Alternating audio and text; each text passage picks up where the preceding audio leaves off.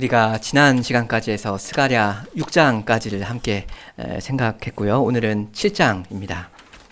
사실 이 7, 8장이 하나의 이야기이긴 한데 오늘은 7장만 따로 보겠고요. 사실 이 8장을 생각하기 이전에 이 7장 말씀을 듣는 것이 유익하리라 생각합니다. 제가 먼저 1절을 읽겠습니다. 1절. 다리오 왕 제4년 9째 달 곧 기슬레월 4일에 여호와의 말씀이 스가랴에게 임하니라. 보시다시피 오늘 본문 말씀은 다리오 왕 제4년에 주어진 말씀인데요. 이건 약 2년 만에 말씀을 내려주시는 겁니다. 왜냐하면 스가랴 1장부터 6장까지는 다 다리오 왕 제2년에 주셨던 말씀이거든요. 여기 스가랴 1장 1절을 잠깐 보시면 1장 1절에 다리오 왕 제2년 8째 달에 여호와의 말씀이 이도의 손자 베레가의 아들 선지자 스가랴에게 임했다 하잖아요. 그리고 우리가 지금까지 함께 쭉 살펴온 그 6가지 환상, 이런 말씀이 다 이때 제2년에 주어졌거든요.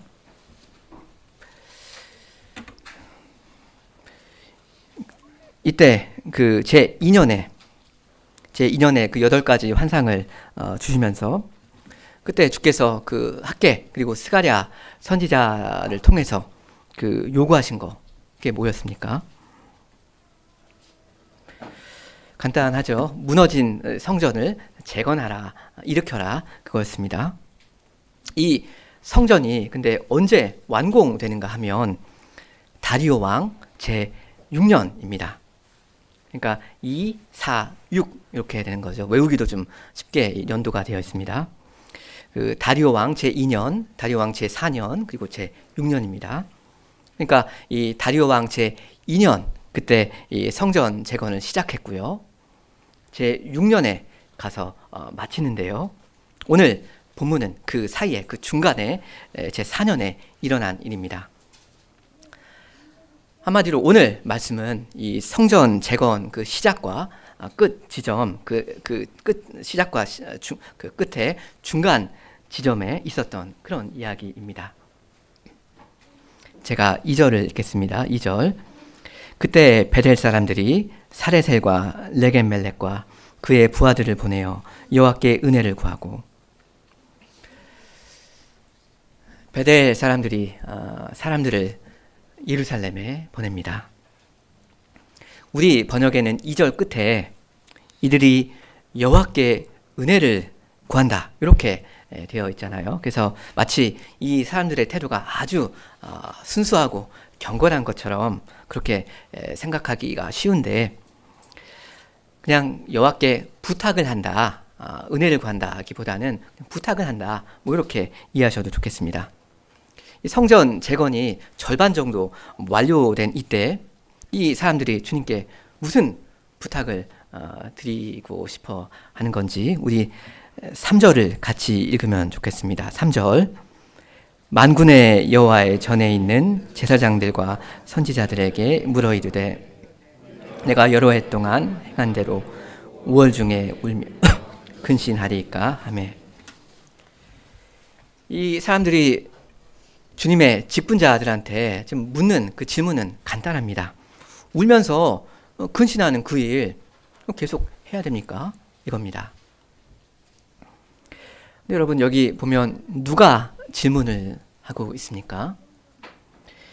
여기 내가 라고 하면서 어떤 한 명이 이 질문을 하고 있습니다. 좀 흥미롭죠? 분명히 아까 2절에서는 여러 사람들이 보냄을 받았는데 그 중에 딱 한 사람만 지금 하나님께 질문 내지는 부탁을 지금 드리고 있는 겁니다.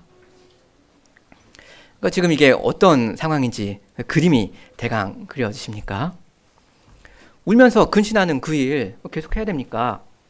라는 이 질문은 사실 2절에 나오는 대로 베델 사람들이 가지고 있었던 질문이에요. 참고로 2절에 베델 사람 이렇게 단수로 되어 있는데 당연히 이건 베델 사람들이라고 이해하시는 게 맞을 겁니다. 이 사람들이 전부 다 이거 금식하는 일 굳이 계속 해야 되나? 이렇게 똑같은 생각을 갖고 있었는데 그걸 물으려고 하나님께 물으려고 몇 명만 대표로 예루살렘에 보낸 겁니다. 2절에 나오는 그 사레셀과 레게멜렉과 그의 부하들 이 사람들을 보낸 겁니다. 근데 이 보냄을 받은 이 사람들이 그럼 당당하게 그 질문을 드린다기보다는 이 사람들 중에 한 명만 대표로 그 질문을 지금 하고 있다는 겁니다. 여러분 이게 무슨 뜻입니까? 이 질문이 민망한 질문이라는 걸 사람들이 다 알고 있다는 겁니다. 그래서 그 많은 사람들 중에서 한 명만 말하자면 총대를 메고 주님께 이렇게 조심스럽게 여쭙는 겁니다. 왜 우리도 그런 상황이 많이 있지 않습니까? 뭐 예를 들어서 무슨 초등학교에 아이들이 있는데 아이들이 다 공부하기가 싫어요. 숙제하기 싫습니다. 그래서 선생님한테 숙제를 좀만 좀 줄여달라고 부탁해 보고 싶은 그런 생각이 아이들 마음에 다 굴뚝 같은데 용기가 나질 않는 거예요. 그래서 다 눈치만 보고 있습니다. 그러다가 학생들이 결심을 하고 이제는 때가 되었다 해서 모의를 하고 몇 명만 대표로 선생님께 보내기로 합니다. 근데 정작 이 파견단 아이들도 엄두가 나지 않습니다.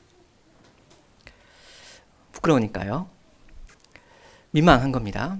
그래서 이 아이들, 이 대표단 가위바위보를 합니다.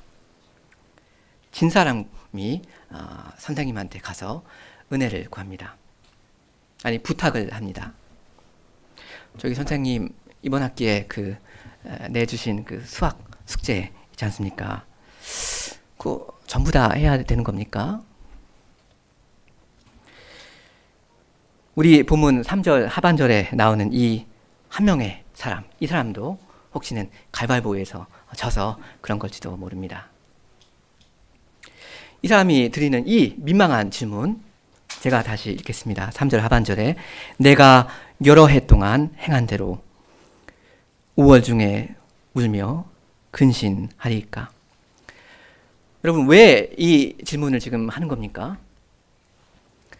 성전 때문입니다. 성전 재건 작업이 지금 한창 착착 진행 중이기 때문입니다.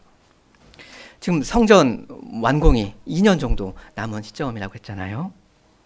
여기 내가 이렇게 여러 해 동안 행한 대로 라고 했는데 이스라엘 백성이 지금 거의 70년째 5월마다 애통하면서 금식하는 그런 게 있었습니다. 한 68년 전에 주전 586년 5월에 그 예루살렘 성전이 파괴되었죠. 이스라엘 백성의 그 죄를 주께서 심판하신 겁니다. 그래서 바벨론으로 끌려가 버린 그 이스라엘 백성이 이 사건을 두고 이 성전이 무너진 그 사건을 두고 5월마다 모여가지고 공식적으로 이제 그 금식을 선포하고 함께 이렇게 애곡하는 그런 말하자면 의식이 있었는데요. 이런 일이 이 고토로 이제 돌아온 이 백성 가운데서도 계속 되었던 것 같습니다.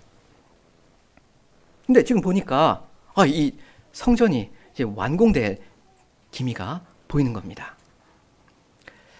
학개서 같은 데를 보면 이 성전이 완공되는 일, 도저히 불가능한 일처럼 보이기도 했었는데 이 성전 완공이 이 눈앞에 딱 이제 보이는 겁니다. 좀만 더 하면 완성된다. 근데 이 5월 금식은 이 성전 파괴를 애곡하는 그런 금식이었거든요. 그러니까 이 베델 사람들한테 슬슬 어떤 생각이 하나 떠오른 겁니다. 생각이 하나로 이렇게 모여지는 겁니다. 이 금식 우리가 여태껏 할 만큼 한 것 같은데 내년에도 꼭 해야 하는 건가? 이러한 이 이스라엘 백성에 대한 하나님의 생각이 어떠신지 우리 4절, 5절 말씀을 같이 읽으면 좋겠습니다. 4절, 5절. 만군의 여호와의 말씀이 내게 임하여 이르시되 온 땅의 백성과 제사장들에게 이르라. 너희가 70년 동안 다섯째 달과 일곱째 달에 금식하고 애통하였거니와 그 금식이 나를 위하여 한 것이냐. 스가랴 선지자한테 말씀하시는데요. 누구한테 그 말씀을 전달하라 하십니까? 베델 사람들입니까? 이 금식 중단을 요청하는 그 이야기는 베델 사람들이 먼저 꺼낸 거니까 답변은 그 베델 사람들한테 주면 되잖아요. 근데 그게 아니죠. 이 5절에 온 땅의 백성과 제사장들에게 이르라 하십니다. 여러분, 왜 그렇습니까? 온 땅의 백성이 다 똑같은 마음이라는 걸 주님이 아시는 겁니다. 3절에서 총대를 메고 이 금식 중단을 요청한 사람은 한 명이었지만 사실 이 한 사람은 그 빙산의 일각이었던 겁니다. 이 한 사람의 배후에는 사레셀과 네겝멜렉과 그의 부하들, 그 파견단이 있었고요. 이 파견단의 배후에는 이 베델 사람들이 있었고요. 사실은 이 베델 사람들뿐만 아니라 온 백성이 똑같은 생각을 하고 있었던 겁니다. 이건 뭐 심지어 그 직분자 제사장들도 마찬가지였어요. 온 백성의 그 마음과 뜻이 하나로 통일되어 있었는데 그게 어떤 마음이었습니까? 우리가 여태껏 행한 대로 여러 해 동안 이렇게 행한 대로 계속 5월 중에 울며 근신하리까? 이겁니다. 질문은 5월 금식에 대한 질문이었는데요. 사실 이 질문은 결국 4월의 금식과 5월의 금식과 7월의 금식과 10월의 금식에 대한 질문이었을 겁니다. 스가랴 그 8장 19절을 보면 이때 당시 이스라엘 백성이 매년마다 적어도 4번의 금식을 정기적으로 하고 있었다는 걸 우리가 알 수 있거든요. 8장 19절에 그 4개월 동안 있었던 그 금식 이야기가 나오거든요.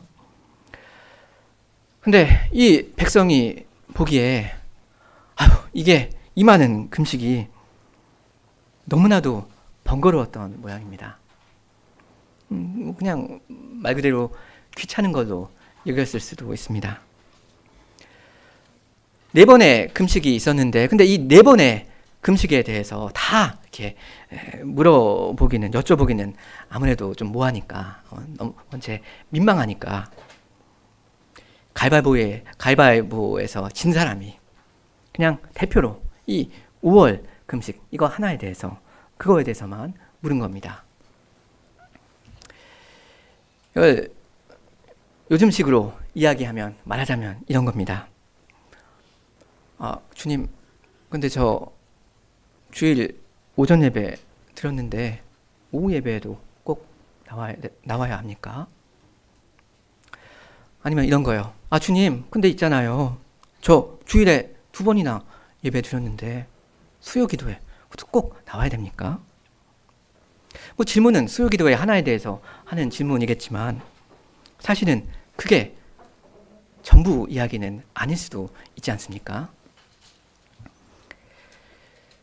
이 스가랴 시대 백성도 눈에 보이는 건 딱 한 사람이 5월 금식이라는 그 한 건에 대해서 조심스럽게 이의를 갖춰서 여쭙고 있죠.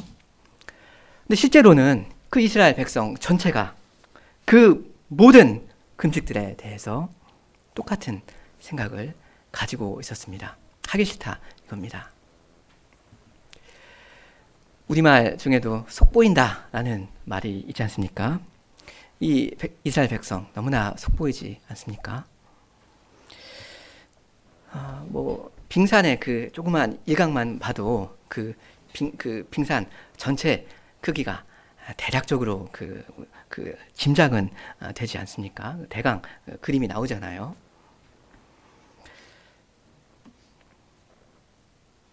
아니 지금 성전이 실제로 다 완공되고 나서, 그러고 나서 하나님께 여쭙는 것도 아니고, 아직 이 성전 재건 이 작업이 한창 진행 중인데 2년이나 남았는데 70년 아직 다 채우지 못했는데, 근데 벌써 그런 질문을 하는 겁니다. 얼마나 입이 근질근질했으면 그 2년을 이 사람들이 못 참는 겁니까? 이 백성의 속이 훤히 보이지 않습니까? 이 금식 너무나 진심으로 하기 싫은 겁니다. 자기 민족이 범죄해서 우상을 섬겼고, 그래서 그 여호와의 집 그 성전이 무너져 버렸고, 그분의 이름은 먹칠을 당했는데, 그 일을 자기가 애통히 여기고 자기를 낮추면서 금식하는 그 종교 행사 번잡스럽다 이겁니다. 그래서 뻔뻔하게도, 너무나 뻔뻔하게도 주님 어떻게 좀 안 되겠습니까? 협조 한번 부탁드리겠습니다. 이 정도면 주님도 얼마든지 이해하실 수 있지 않습니까? 우리 할 만큼 했습니다. 이 부탁이 민망하다는 걸 모든 사람이 다 알지만 한 2년이나 더 기다리자니, 그러기에는 그 마음이 너무나도 간절하고 절실한 겁니다. 이렇게 하나님 백성의 소원은 금식을 그만하게 해달라 하는 거였는데요, 하나님의 소원은 금식을 시작해달라 하는 겁니다. 이스라엘이 거의 70년 동안 이 금식을 쭉 이어온 건 그건 사실인데요, 그게 정말 진정한 금식이었더냐 하고 주님은 물으십니다. 5절 하반절에 그 금식이 나를 위하여 한 것이냐 이렇게 물으시죠. 이스라엘이 그동안 함께 해왔던 그 금식은 하나님을 위한 것이 아니고 자기를 위한 것이었다 하는 말씀입니다. 6절이 그 말이죠. 6절에 너희가 먹고 마실 때 그것은 너희를 위하여 먹고 너희를 위하여 마시는 것이 아니냐 하시는데요, 사람들이 통상 먹고 마시는 거는 자기 자신을 위해서 하는 거잖아요. 그러니까 여기 5, 6절 말씀의 포인트가 뭐냐 하면요, 너희는 밥을 먹든 안 먹든 어쨌든 다 너희 자신을 위해서 하는구나 하시는 겁니다. 원래 사람은 먹든지 마시든지 무엇을 하든지 하나님의 영광을 위해서, 그 위해서 해야 되는데, 이 백성은 먹든지 안 먹든지 결국은 자기를 위해서 한다 이겁니다. 일단 먹는 건 당연히 자기를 위해서 먹고요, 먹지 않는 거, 금식도 결국은 자기를 위해서 하는 겁니다.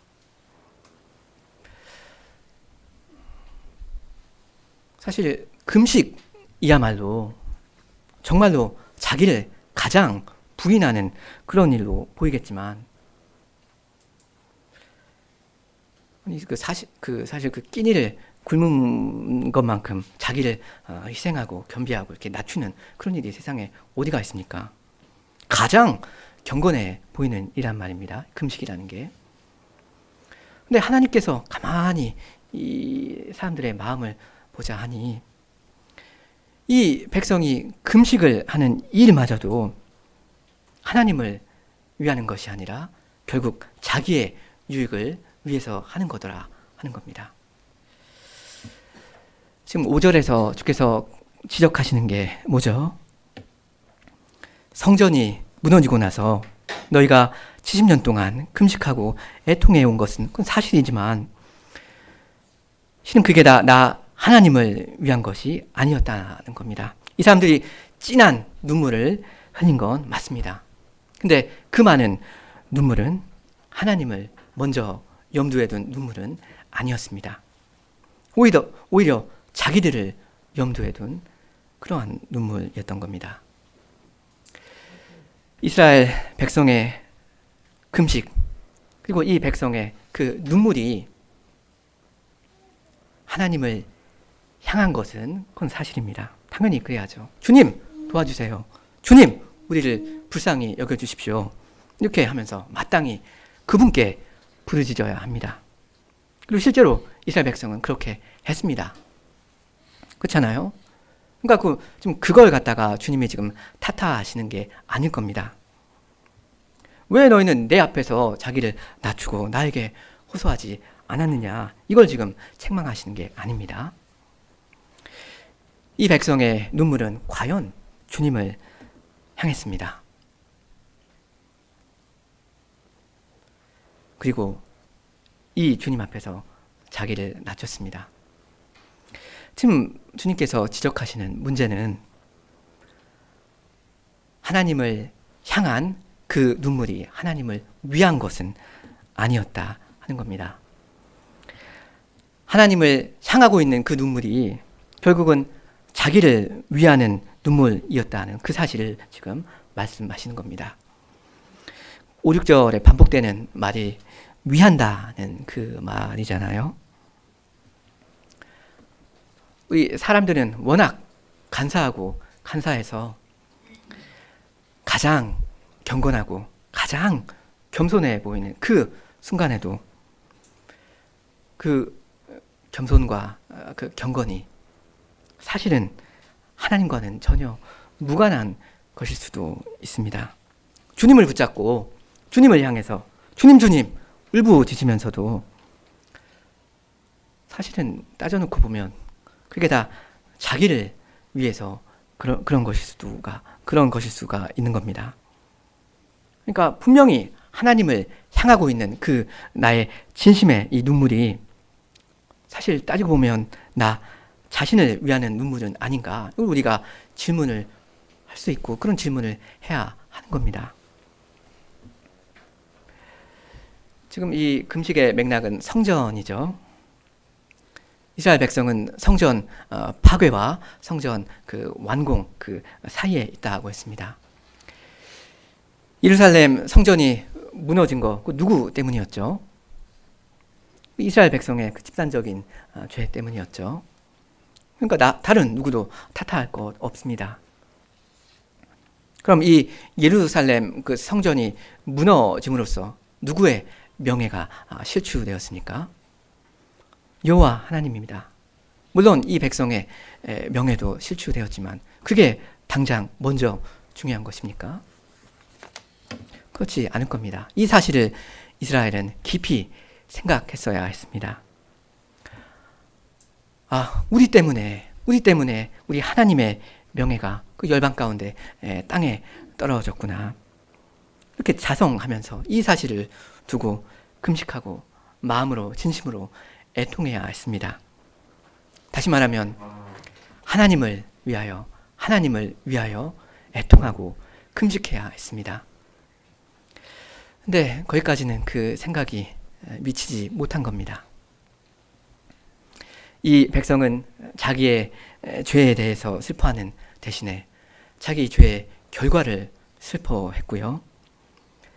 특히 자기 죄의 그 결과로 아버지께 어떤 영향이 끼쳐졌는가, 그걸 두고 슬퍼하는 대신에 자기의 죄의 결과가 자기에게 어떤 불이익을 가져왔는지 그걸 두고 슬퍼해 왔습니다. 이 백성의 눈물은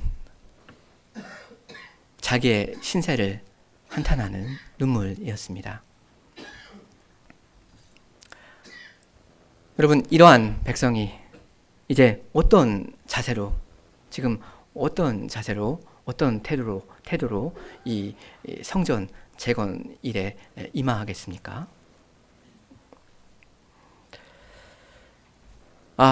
주님, 우리 성전이 무너지는 바람에 우리가 아주 부끄럽게 되었는데 이 재건 사업이 속히 잘 마무리되어서 우리의 명예가 회복되게 하여 주시옵소서. 이런 마음으로 주님께 간구하지는 않겠습니까? 이런 마음으로 그 성전 재건 일에 임하지는 않겠습니까?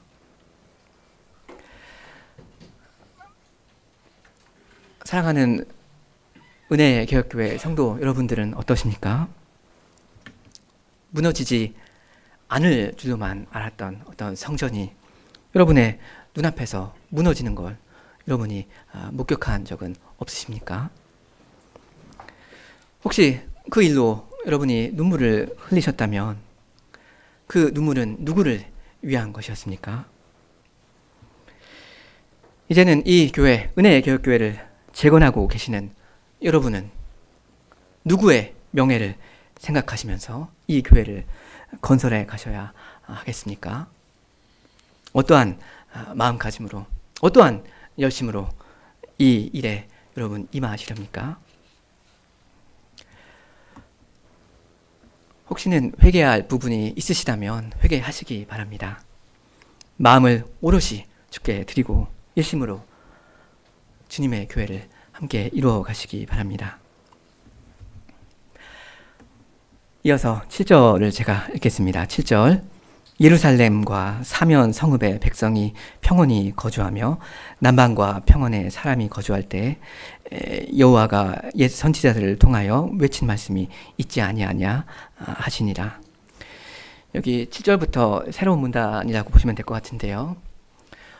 주전 586년에, 그러니까 한 70년 전에 예루살렘이 아직 무너지지 않았을 당시에 나 여호와가 너희 선조들한테 외쳤던 말씀이 있다 지금 하시는데, 그 외치셨던 그 말씀이 뭐였는지 그게 9절 이하에 나오는데 제가 8절부터 좀 읽겠습니다. 8절. 여호와의 말씀이 스가랴에게 임하여 이르시되 만군의 여호와가 이같이 말하여 이르시기를, 이건 그 이같이 말하였었다 이렇게 과거로 이해하시는 게 좋겠습니다. 너희는 여기서 너희는 너희라는 사람들은 그 스가랴 당시 백성이 아니라 적어도 70년 이전의 선조들, 그 조상들, 그 백성들입니다. 너희는 진실한 재판을 행하며 서로 인애와 긍휼을 베풀며 과부와 고아와 나그네와 궁핍한 자를 압제하지 말며 서로 해하려고 마음에 도모하지 말라 했으나, 이건 지금 하시는 말씀, 당장 이 사람들한테 하신 말씀이 아니라 과거에 여호와께서 과거 백성한테 하셨던 말씀입니다. 그 예루살렘이 멸망하고 성전이 무너진 게 지금 이 스가랴 시대보다 한 거의 70년 전에 있었던 일이었잖아요. 여기 이 9절, 10절 말씀은 그때 이전에, 그러니까 그 예루살렘이 아직 살아 있었을 때, 그때 당시에 주께서 그때 당시 백성한테 하셨던 말씀입니다. 그걸 지금 여기서 인용하시는 겁니다. 주님께서 나 여호와가 그때 70년, 80년 뭐 그쯤에 너희 조상들한테 의로운 생활을 하라고 이러한 말로 요구했었었다, 촉구했었었다, 경고했었다, 이런 이야기입니다. 근데 그때 백성이 주님의 말씀을 들었습니까? 우리 11절, 12절 말씀을 같이 읽어보겠습니다. 11절, 12절. 그들이 듣기를 싫어하여 등을 돌리며 듣지 아니하려고 귀를 막으며 그 마음을 금강석 같게 하여 율법과 만군의 여호와가 영으로 옛 선지자를 통하여 전한 말을 듣지 아니하므로 큰 진노가 만군의 여호와께로부터 나왔도다. 여기 그들은 다시 말씀드리지만 예루살렘이 함락되고 성전이 무너지기 그 직전에 살았던 이스라엘 백성입니다. 대강 주전 600년, 뭐 주전 뭐 590년 뭐 이쯤의 사람이요. 이때 사람들의 상태가 어땠죠? 여기 보시면 바로 나오죠. 아주 못돼 먹었습니다. 10절에 그랬잖아요. 과부와 고아와 나그네와 궁핍한 자를 압제하고, 이런 식으로 막 그냥 살았습니다. 그래서 주께서 9절, 10절 말씀으로 이야기를 하신 거죠. 그렇게 하지 말라고요. 회개하라고요. 근데 그 말씀을 그때 백성은 싹 다 무시했었습니다. 아주 결심을 하고서 하나님의 말씀을 멸시했습니다. 11절에 그러죠. 그들이 듣기를 싫어하여 등을 돌리며 듣지 아니하려고 귀를 막으며 그 마음을 금강석처럼 딱딱하게 했다 합니다. 아주 자세부터 태도부터가 아예 그냥 틀렸다 이거죠. 그러니까 이 사람들은 멸망하려고 아주 작정을 한 사람들이었습니다. 그리고 이들은 과연 멸망했습니다. 여기 12절 끝에 큰 진노가 나 만군의 여호와께로부터 나왔다 하시고요. 그리고 13절에 내가 불러도 그들이 듣지 아니한 것처럼 그들이 불러도 내가 듣지 아니하리라 라고 나 만군의 여호와가 말하였었다 하십니다. 그러니까 그대로 너희가 나한테 한 대로 갚아주겠다 라고 그 과거 백성한테 경고를 하신 거죠. 마지막 경고를 주신 겁니다. 그러니까 지금까지 내용을 좀 정리를 해보면요. 과거에 그냥 브레이크 없이 막 나가던 이 질주하던 이 악한 이스라엘 백성한테 주께서 너희 그러지 말아라, 돌이키거라 계속 경고를 하셨고요. 근데 아무리 부르셔도 이 사람들은 작정하고 듣지 않았고요. 그래서 주님이 최후 경고를 날리신 겁니다. 야, 내가 너희를 아무리 불러도 너희가 듣지 않으니까 이제 너희가 나를 불러도 나도 너의 그 요청 안 들을 거다. 이렇게 마지막으로 선언하셨습니다. 그리고 이 사람들의 최후가 어떻게 되었는지 우리 14절을 함께 읽겠습니다. 14절 내가 그들을 바람으로 불어 알지 못하던 여러 나라에 흩어내니라. 그 후에 이 땅이 황폐하여 오고 가는 사람이 없었나니 이는 그들이 아름다운 땅을 황폐하게 하였음이니라 하시니라. 하나님의 말씀을 그렇게 끝까지 듣지 않은 과거의 그 이스라엘 백성은 과연 망했습니다. 여러 나라에 끌려가 버렸고요. 성전은 무너졌고요. 이스라엘 땅은 폐허가 되어버렸습니다. 그 책임은 누구한테 있죠? 당연히 그 이스라엘 백성 본인들입니다. 여기 14절 하반절에 그러잖아요. 이는 그들이 아름다운 땅을 황폐하게 하였습니다. 바벨론 그 사람들이 황폐하게 했다. 이런 거 아닙니다. 너희들이 그렇게 했다. 너희들이 그 땅을 황폐하게 해버렸다. 책임은 너희한테 있다 하십니다. 그러니까 이 7절 이하에서 쭉 나온 말씀의 그 요지는 간단합니다. 한마디로 하나님의 말씀 안 들으면 망한다 이겁니다. 그죠?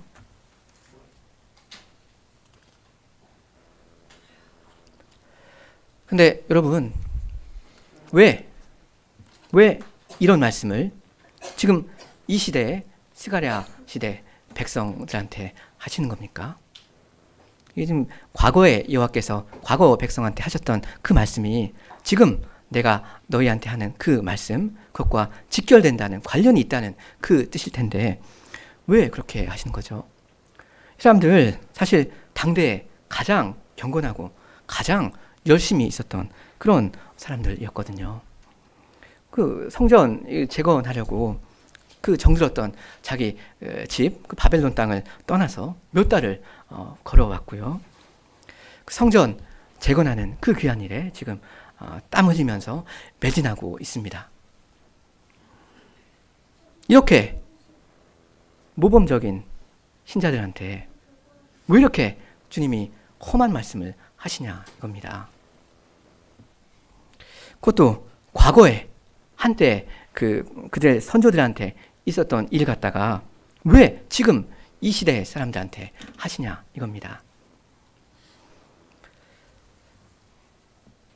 한마디로 경고하시는 겁니다. 예전에 그 과거 백성을 경고하셨던 바로 그 말씀으로 이 시대 사람들을 경고하시는 겁니다. 말하자면 그 최후 통첩, 그 무서운 말씀으로 이 사람들한테 지금 위협을 가하시는 겁니다. 너희들의 선조들 내 말 안 들어서 그래서 망했다. 이렇게 말씀하시는 건 너희는 내 말을 듣거라. 안 그러면 너희도 망한다 하시는 겁니다. 과거 너희의 그 선조들은 끝끝내 망했지만 너희들만큼은 그러지 말거라 하면서 이런 그 무서운 경고를 주시는 겁니다. 과거 그 백성이 갈 때까지 가서 마지막 순간에 최후로 주셨던 그 경고의 말씀을 이 경건하고 신실한 이 백성, 이 시대 백성한테 지금 똑같이 주시는 겁니다. 너희가 지금 완공을 앞두고 있는 그 새 성전, 그건 영원히 서 있을 줄도 아느냐. 너희도 내 말 안 들으면 너희의 그 성전마저도 무너질 거다. 이렇게 위협을 하시는 겁니다.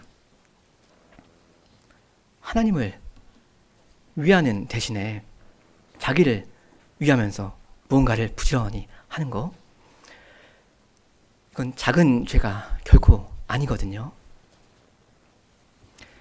나를 위해 살거라. 너희를 위해서 살지 말고 나를 위해서 살거라. 이게 경고의 말씀이고요. 바로 이러한 말씀으로 주님은 이 스가랴 시대의 백성을 부르셨습니다. 과거에 그렇게 악독했던 그 이스라엘 백성을 지금 누가 보기에도 가장 경건하고 착하고 열심히 있는 이 백성과 나란히 1대1로 이렇게 나란히 비교하시면서 주님은 물으십니다. 그리도 사악하고 그리도 고집셌던 너희의 그 이전 세대 백성보다 너희가 과연 달라진 게 무엇이냐? 너희 과연 달라졌느냐? 교훈을 얻었느냐? 하십니다. 옛 선지자들로서 말씀하셨던 여호와께서 이제는 이 스가랴 선지자로서 자기 백성한테 말씀하시면서 너희 그렇게도 경건하냐? 너희가 그렇게도 대단한 사람들이냐? 하고 물으십니다. 이런 말씀의 발단은 아까 이야기했지만 이스라엘 백성 한 명의 그 질문이었죠. 내가 여러 해 동안 해온 대로 5월 중에 계속 울며 근신하리까? 근데 주님께서는 이 한 사람의 이 한 질문에서 이스라엘 백성, 그 모든 백성의 그 통일된 마음을 보셨습니다. 주님께로 향하는 것처럼 보이지만 실은 그렇지 않은 자기 백성의 마음을 보신 겁니다. 이제 그 마음을 나에게 달라 주님은 요구하십니다. 오늘 하늘에 계신 하나님 아버지께서는 성도 여러분들의 그 마음을 보시면서 그 마음을 다 달라 하십니다. 하나님을 위하는 대신에 사실은 자기 자신을 위하고 있는 그 마음을 다 주께 먼저 드리십시오. 여러분의 마음을 다하고 힘을 다하여 주 하나님을 먼저 사랑하시고 먼저 생각하시기 바랍니다. 그렇게 하시는 게 합당합니다. 왜냐하면 주께서 자기의 독생자를 먼저 내어주셨잖아요. 여러분 주님을 먼저 생각하시고 그러한 마음으로 한 마음으로 주님의 이 교회를 이루어 가시기 바랍니다. 그러면 여러분이 흩어짐을 면할 뿐만 아니라 하나님께 큰 복을 받아서 점점 더 번성하고 힘있게 전진하게 되실 겁니다. 함께 기도하시겠습니다.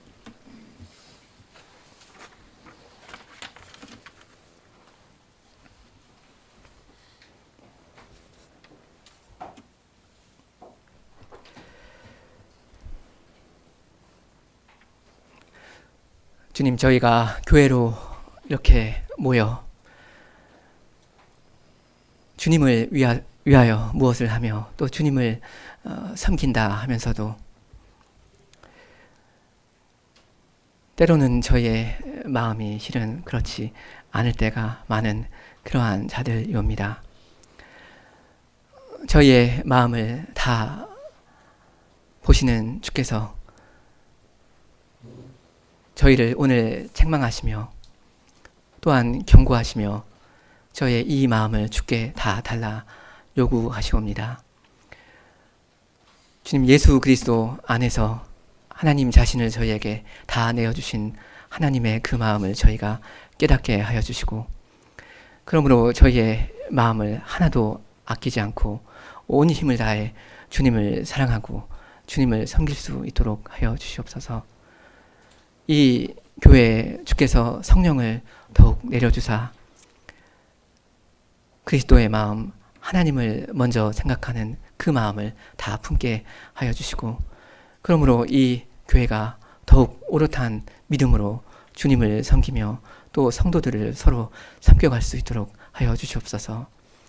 그러므로 이 교회가 흩어지기는커녕 하나님께 큰 복을 받아서 번성하며 큰 사명을, 이 큰 사명을 더 힘있게 감당해 갈 수 있도록 하여 주시옵소서. 예수님의 이름으로 기도합니다. 아멘.